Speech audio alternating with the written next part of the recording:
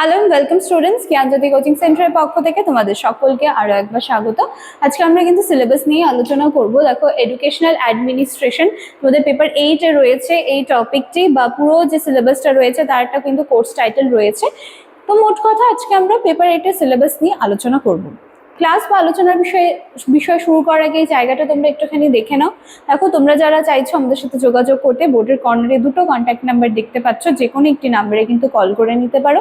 এছাড়া এখানে course fee কিন্তু দুটোই দেওয়া রয়েছে। এখানটায় মেজর স্টুডেন্টসদের জন্য দেওয়া রয়েছে এবং এখানটায় কিন্তু মাইনর স্টুডেন্টসদের জন্য দেওয়া রয়েছে। ক্লিয়ার? চলো, এবার আমরা অতিরিক্ত কথায় না গিয়ে সোজাসুজি সিলেবাসে চলে আসছি। দেখো,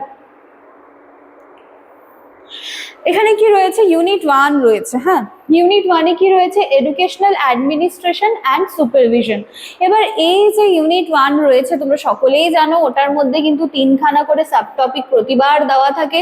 এই নাম্বারে রয়েছে এডুকেশনাল অ্যাডমিনিস্ট্রেশন, তার মিনিং এবং তার ফাংশনস গুলো কি রয়েছে সেটা জানতে চাওয়া হয়েছে।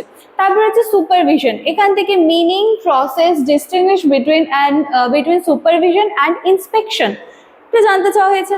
আর কি, factors affecting managerial behaviour of teachers, এখান থেকে কিন্তু personal, social, cultural, political and institutional এই জায়গাগুলো তোমাদেরকে ক্লিয়ার করতে হবে।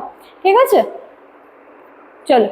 ইউনিট 2 তে দেখো এডুকেশনাল প্ল্যানিং, তার মানে এডুকেশনাল প্ল্যানিং এর উপর বেস করে পুরো বিষয়টা দেওয়া রয়েছে। দেখো, এডুকেশনাল প্ল্যানিং এর অর্থ কি, চাহিদা কি, সিগনিফিকেন্স, সর্ট অ্যানালাইসিস, এগুলো সব রয়েছে। টাইপস অফ এডুকেশনাল প্ল্যানিং, ঠিক আছে, তার কৌশলগুলো যেগুলো রয়েছে, স্ট্র্যাটেজিস রয়েছে, স্টেপস ইন এডুকেশনাল প্ল্যানিং, এগুলো আলোচনা করতে হবে। এই যে দেখো 5 ইয়ার প্ল্যান যেটা রয়েছে, 5 year plan in primary and secondary education in India, এটা কিন্তু ইম্পর্টেন্ট রয়েছে, সি নাম্বার টপিকটা তোমাদের এক্সামের জন্য। আচ্ছা, ইউনিট 3 তে কি রয়েছে, ভেরিয়াস অ্যাডমিনিস্ট্রেটিভ এই জায়গাগুলো রয়েছে। দেখো, এখানে রয়েছে সেন্ট্রাল লেভেল, স্টেট লেভেল এবং লোকাল লেভেল। এই জায়গাগুলো কিন্তু তোমাদের মানে ইউনিট 3টা এই যে সিলেবাস থেকে ইউনিট 3টা খুব ভালো করে দেখতে হবে। যেখান থেকে দেখো ইউজিসি, ন্যাক, এনসি, ইআরটি, এগুলো কিন্তু সকলেই জানি যে এগুলো কিন্তু প্রতিবার এগুলো কতটা কিন্তু ইম্পর্টেন্ট থাকে। এসসি, ইআরটি, ডায়েট, এই যে জায়গাগুলো হচ্ছে ডিপিই, ডিএসসি, এই জায়গাগুলো। এবং লোকাল লেভেলে দেখো পঞ্চায়েত রয়েছে, মিউনিসিপ্যালিটি রয়েছে, আর নন গভর্নমেন্টাল অর্গানাইজেশনস, এগুলো কিন্তু রয়েছে। তো ইউনিট 3টা মোস্ট ইম্পর্টেন্ট কিন্তু রয়েছে তোমাদের এই সিলেবাস থেকে। ঠিক আছে, তোমাদের কাছে সিলেবাস যারা এখনো পাওনি তোমরা চাইলে কিন্তু স্ক্রিনশট নিয়ে রাখতে পারো। ইউনিট 1, ইউনিট 2, ইউনিট 2 and 3 কিন্তু দেখো সেম স্লাইডে রয়েছে। চলো, এই ছিল আজকের ক্লাস বা আলোচনার বিষয়।